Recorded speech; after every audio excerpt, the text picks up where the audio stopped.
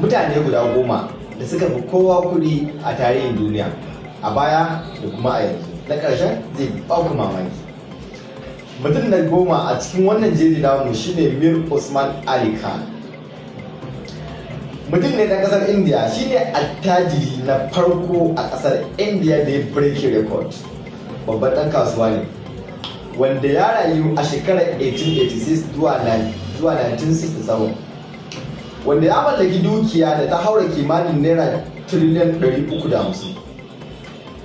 Mutum na tara shine Elon Musk.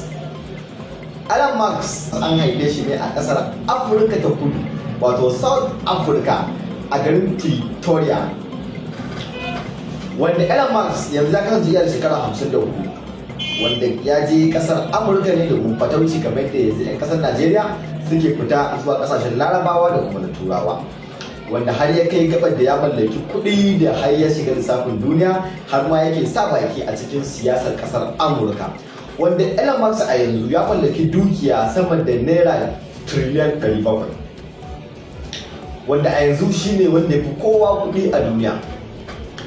Mutum na 8 shine John D. Rockefeller. John D. Rockefeller babban attajiri ne kuma ɗan kasuwa ne a ƙasar Amurka, wanda ya yi rayuwa ne a shekarar 1830 zuwa 1930, wanda ya mallaki dukiya da ta haura kimanin tiriliyan 800. Mutum na 7 Mansa Musa, na san kun san shi, shine Mansa Musa, attajirin ƙasar Afirka.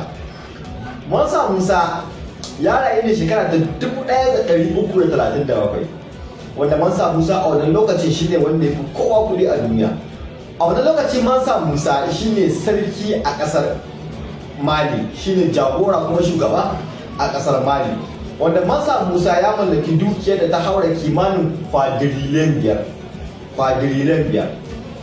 Mansa Musa ya mallaki dukiya sama da kwadirilen 5.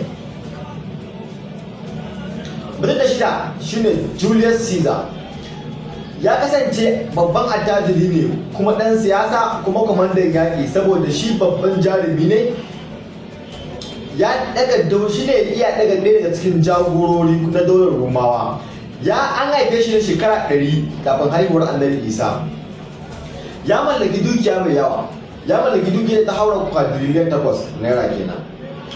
Mutum na 5 shine Empress Wu Zetian. Shi babba ne a ƙasar China. Ya rayu ne shekara 700 kafin haihuwar Annabi Isa. Ya mallaki dukiya da ta haura kimanin naira kwadirilen 24. Mutum na 4 shine Akbar the Great. Akbar the Great babban attajiri ne kuma ɗan kasuwa ne a ƙasar Pakistan. An haife shekara ta 1542, wanda ya mallaki dukiyar da ta haura kimanin naira kwadirilen 32. Mutum na 3 shine Emperor Janchon of Song. Daga zan sunan kusa da 'yan China ne. Shi ya kasance ɗan ƙasar China ne, ya mallaki dukiya mai tarin yawa kuma babban ɗan kasuwa ne kuma sannan jagora ne, sannan kuma shi sarki ne. Ya zama sarki iya da shekara 18 bayan mutuwar mahaifinsa.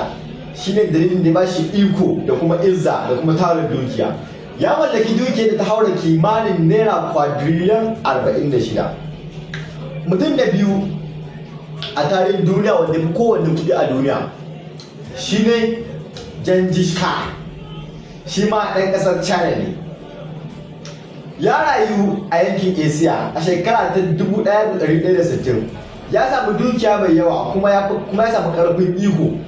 A lokacin sa ya zama sarki kuma sannan ya yaƙi dauloli masu yawa, a inda shi ma ya zama babban mayaƙi wanda an kai shi ne ma a cikin yaƙi, wanda ya mallaki dukiya da ta haura kimanin naira kwadirilen 185, wanda ya kara wannan dukiya